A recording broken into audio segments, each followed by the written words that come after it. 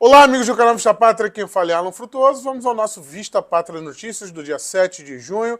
Lula obrigou militares a convidarem, obrigou o exército brasileiro a convidar militares chineses para o evento. Esse evento aconteceu, como vimos ontem lá no Jornal Brasil, à noite, e vamos fazer o desdobramento disso. Afinal, o exército atendeu prontamente aí o líder do regime, Luiz Inácio Lula da Silva. Além disso, nós temos também o PT solicitando ao Ministério das Comunicações uma concessão pública de canal de televisão.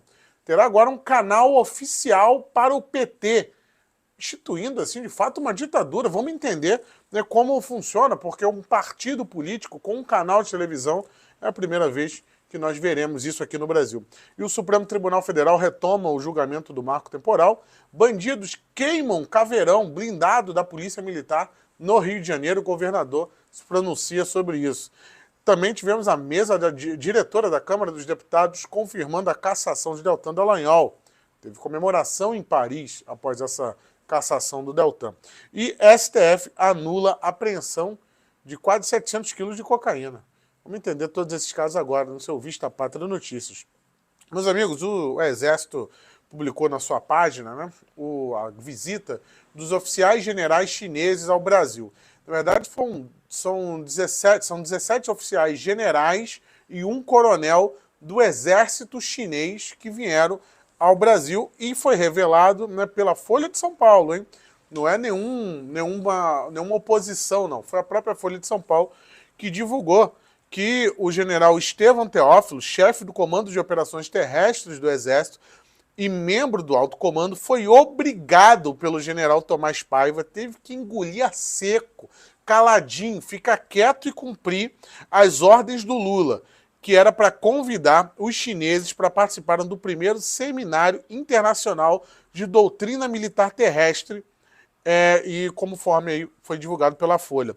Anteriormente, o seminário contaria com a presença de 34 países, entre eles os Estados Unidos, porém a China não fazia parte. Essa situação gerou estresse em Brasília, com membros do governo criticando a forma como os militares têm feito diplomacia, que, segundo a Folha, estaria sendo feita fora das diretrizes da política externa do PT. Então, para atender ao governo, o ministro da Defesa, então, recebeu a ordem do presidente para que o convite aos militares chineses fossem feitos. A ordem foi repassada pelo general Tomás ao comando do Exército, que repassou a ordem ao general Teófilo, que enviou o convite aos generais chineses que compareceram. Não só compareceram, como foram recebidos no QG de Brasília pelo general Soares. E o general Soares fez o compartilhamento de informações estratégicas do Exército, conforme está no site oficial do Exército Brasileiro. Além disso, eles participaram também foram guiados aí pelos generais brasileiros para conhecerem o Rio de Janeiro e conheceram a Escola Superior de Guerra, que fica na Urca, e também o Forte de Copacabana. Então, informações da estratégia do Exército sendo repassada ao Exército chinês, né? Porque eles foram, está especificado que trata-se de compartilhamento de estratégia do Exército Brasileiro. Não é um mero treinamento militar, compartilhamento de treinamento, coisa que sempre acontece. Todo ano o Exército faz, isso é normal.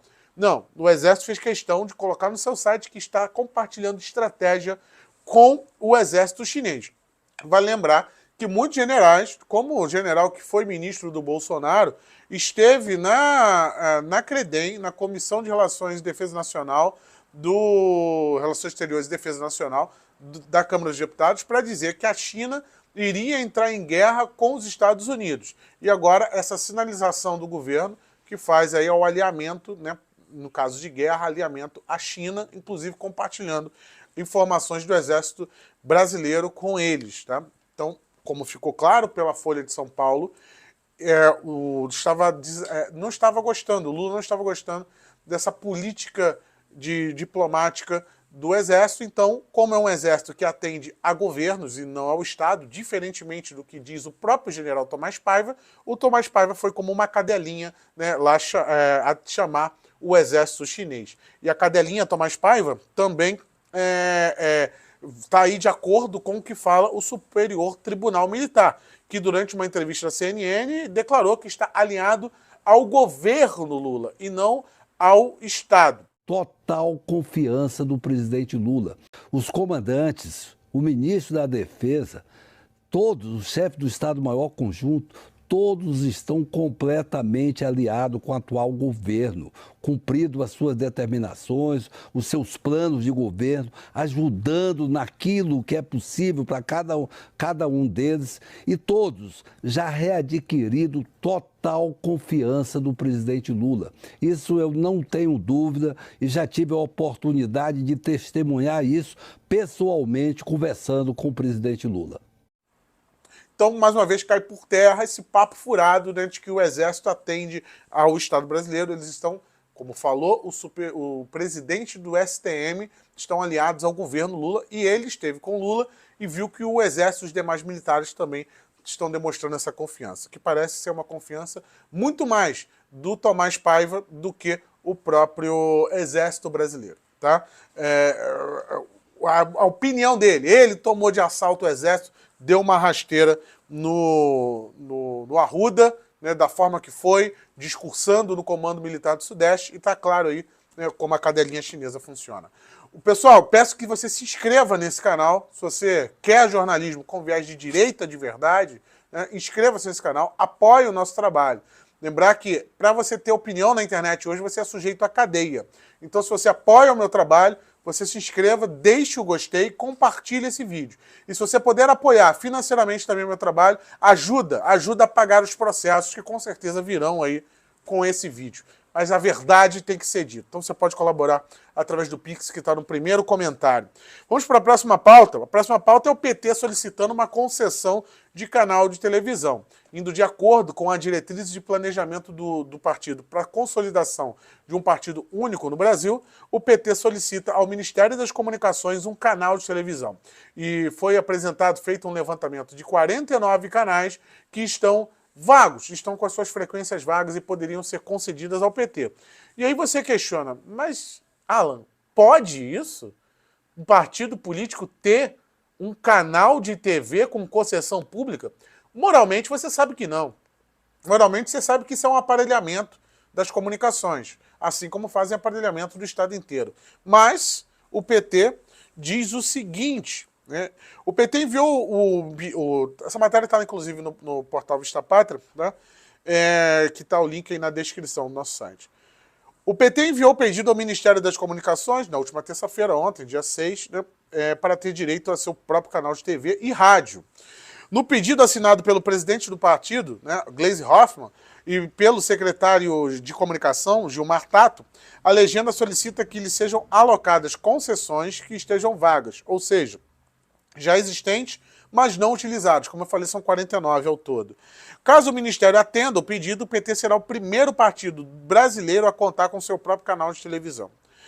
O partido argumenta, em ofício enviado ao Ministério das Comunicações, ao ministro das Comunicações, o Juscelino Filho, aquele do União Brasil, no qual pode ser demitido. Né? E, inclusive, há uma briga nisso aí, já tentaram queimar o Juscelino Filho várias vezes para expelirem ele do governo. Então tá aqui, ó, o ministro das Comunicações foi encaminhado um ofício e as razões para fazer o pedido são aumentar a prestação de contas das suas atividades para a população e ajudar na difusão da participação política. Peraí, se um partido político, com um espectro político, com um ideal político, claramente de esquerda, quer aumentar e difundir a participação política como está no ofício do PT, se é ofício, é oficial. Então não estou falando aqui nenhuma narrativa, eles estão querendo difundir a participação política. Você acha que essa difusão da participação política vai ser com qual viés? Está muito claro, vai ser com viés de esquerda, né? E isso usando concessão pública e usando o fundo partidário aprovado, né? Com aquele belo aditivo que teve em 2022. O fundo partidário, dinheiro público, vai ser feito para poder trazer pessoas para a política com canal de televisão, que é concessão pública, para o PT. Ou o PT não vai pedir filiação partidária no seu próprio canal? E aí você me diz, mas Alan, isso pode? Você deve continuar se perguntando aí. Meu amigo, as concessões de canais de TV, né, são atos da Presidência da República, segundo a Constituição, mediante uma série de critérios, né, e tem que ter 70% do capital nas mãos de brasileiro. Vale lembrar que concessão de televisão também passa pelo Senado. O Ministério diz ter recebido a solicitação, mas não se pronunciou. E o PT diz que o seguinte, não tem nenhum problema jurídico. Ó, abre aspas aqui para a justificação que está no ofício.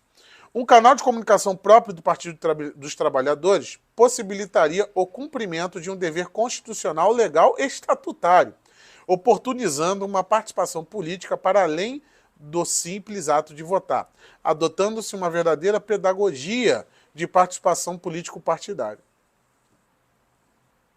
Tá bom para você? Eles estão dizendo que não há brecha legal para impedir não tem impeditivo legislativo. Porque no mesmo ofício diz o seguinte, o PT argumenta que não há legislação que impeça o partido político de pleitear um canal. Observa-se que a concessão de serviços de telecomunicações de rádio e TV a partidos políticos não encontra óbice legislativo expresso. Se não encontra, eu acho que os outros partidos devem imediatamente, com o PL, projeto de lei de urgência, né, colocar um óbice expresso impedindo um partido político de ter uma concessão pública. Porque, meu amigo, então pode pegar melhor frequência, pode ter direcionamento do governo. Isso é um absurdo completo. Uma TV estatal partidária. Não é estatal, porque não é do Estado, mas vocês entenderam, né? Ela é concedida pelo Estado para fins partidários, políticos e difusão política. O PT, ele está fazendo o que se espera dele. Há um planejamento em todas as frentes. Acabaram de ver a última notícia aqui, que foi sobre o Exército Brasileiro, uma interferência completa no Exército para um alinhamento político. Eles estão expandindo em todas as esferas. Todas as esferas políticas, comunicação, diplomacia, Maduro vindo aqui. Tudo está sendo feito às claras e muito rápido e sem nenhuma oposição forte nesse sentido. Porque a oposição está sendo feita política da maneira que dá, né? Mas nas outras áreas não há oposição.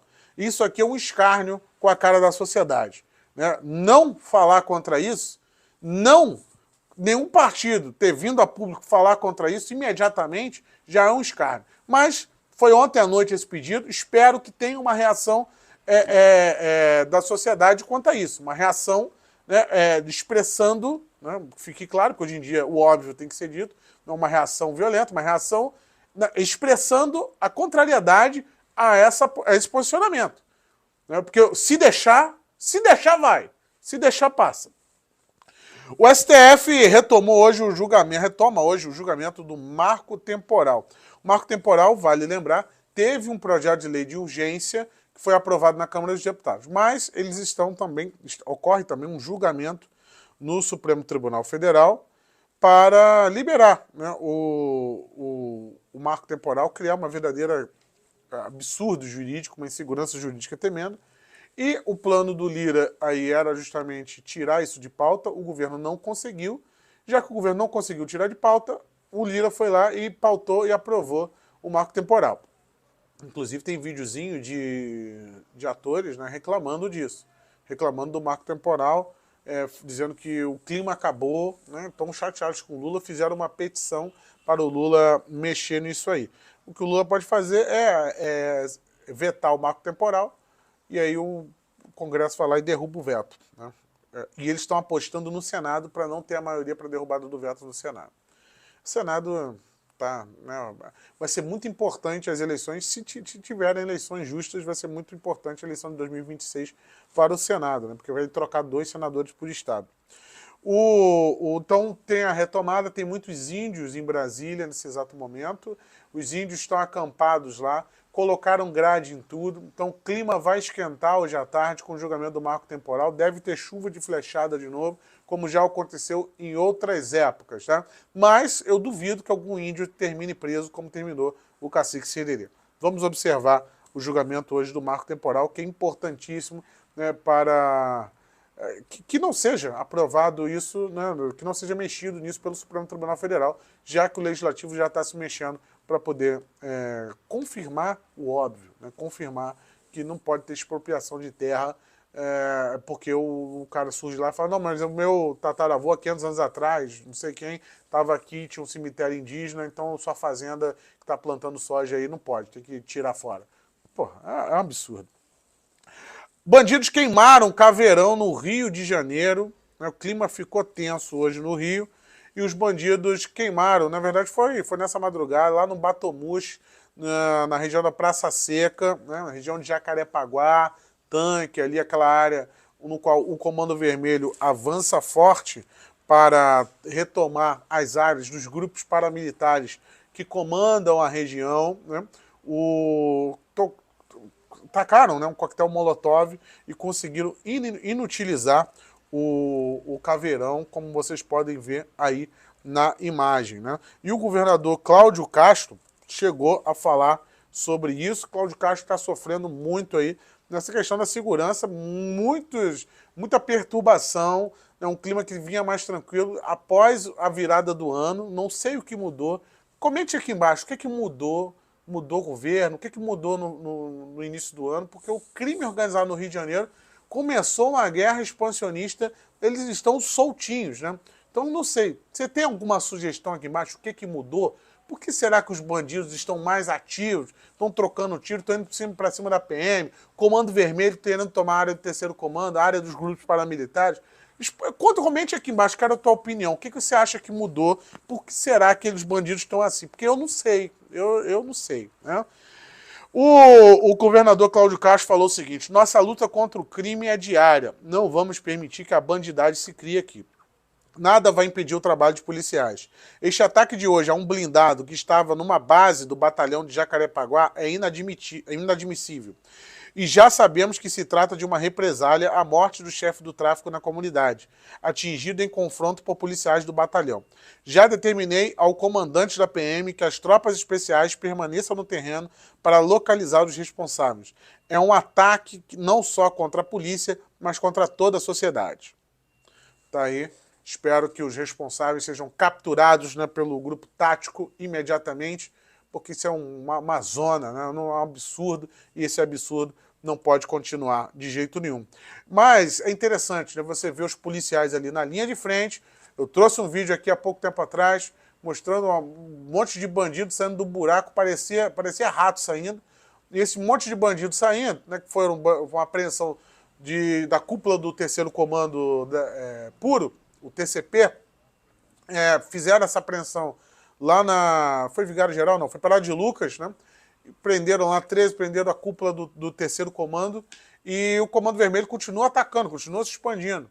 Então é interessante observar também como é que está essa movimentação, porque muito se fala que o Comando Vermelho tem sido beneficiado por ações policiais, né? O Comando Vermelho está aproveitando, né, a destruição do terceiro comando e de grupos chamados de milícia para poder ampliar a sua área e poder vender as drogas, poder vender cocaína. E por falar de cocaína, o Supremo Tribunal Federal anulou a apreensão de quase 700 quilos de cocaína. É isso mesmo que você está ouvindo aqui. Mas fica pior, né? Quando você vai ver o porquê, fica pior. Qual é o caso? Esse caso é conhecido já, um caso famoso. Né? A segunda turma do Tribunal Federal, né, acatou aí o recurso do réu, que invalidou a apreensão de 695 quilos de cocaína no galpão do porto de Itaguaí, Rio de Janeiro. A droga foi apreendida em uma ação entre a Polícia Federal e a Polícia Civil em 2021. Esse caso é bem conhecido. E aí, né, o relator, Cássio Nunes, votou a favor do réu, disse que não. Essa cocaína não justifica, né, a apreensão. E aí, o que está sendo falado? Que a polícia invadiu o galpão, mas a polícia não tinha mandado. Se não tinha mandado, não podia prender não podia prender a cocaína.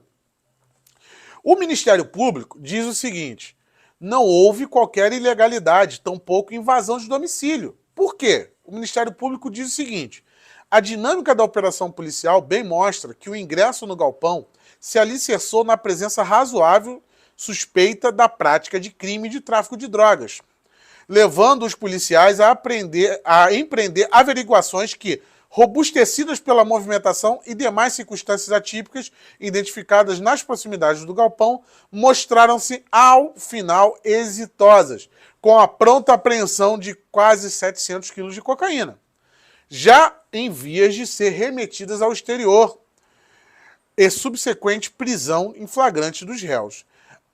Aí o Supremo entende o seguinte, né? O Fachin, o relator do habeas corpus em 2022, entendeu que os policiais não conseguiram apresentar de maneira clara as fundadas razões para entrar no galpão sem autorização judicial. A jurisprudência entende que só é ilícita a entrada forçada em domicílio sem mandado judicial quando amparada das fundadas razões, o que não ocorre na espécie, na medida que o Tribunal de Origem asseverou que os policiais federais não conseguiram justificar de maneira clara, concreta e objetiva, para além da referência das informações da inteligência policial. Então eles estão dizendo que não há um fundamento claro para ter sido invadido o galpão. Os 700 quilos de cocaína não é um argumento, não é um fundamento. 695 quilos de cocaína dentro de frutas num galpão para ser mandado para a Europa não justifica você invadir o estabelecimento. Mas vai você falar alguma coisa contra algum político ou contra algum ministro do Supremo Tribunal Federal. Aí a polícia pode entrar na tua casa, apreender seus equipamentos, seus celulares, seus computadores. Mas, nesse caso aqui, não. O que é? 695 quilos de cocaína? Porra, tá maluco? Como é que você vai entrar sem mandado? Deixa os caras embarcarem a droga e levar embora do Brasil. É isso que ia acontecer. A droga estava pronta para ser mandada embora. Então os policiais falaram, não dá tempo, vamos invadir. Mas não, atrapalhou. Né? Agora, o julgamento do segundo réu, né, o ministro Cássio Nunes invocou essa decisão do Fachin para invalidar a prova. Entendendo que as situações fáticas e processuais apresentadas pelo embargante são idênticas àquelas relativas ao réu. Então, o Cássio Nunes está se baseando no Fachin em 2022 para também... Foram 2 caras presos no galpão. Um foi solto por conta disso e agora o outro vai ser solto também. Porque a cocaína não é prova suficiente. Tá bom para você, meu amigo?